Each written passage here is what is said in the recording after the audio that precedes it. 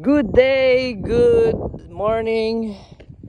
We are here today sa Camp Lucas, south of Cebu, Sibunga. So pinunis mo na siya pinakataas.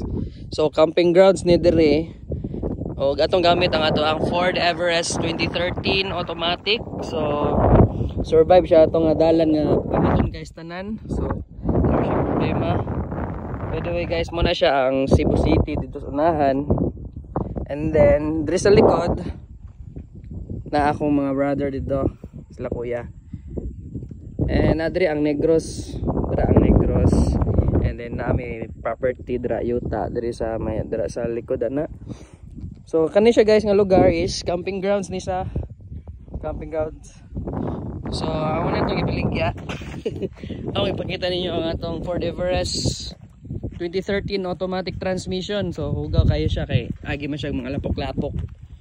So wala ra siya problema og paahon. So tested long ride. Guwapo kayo. And mo to siya.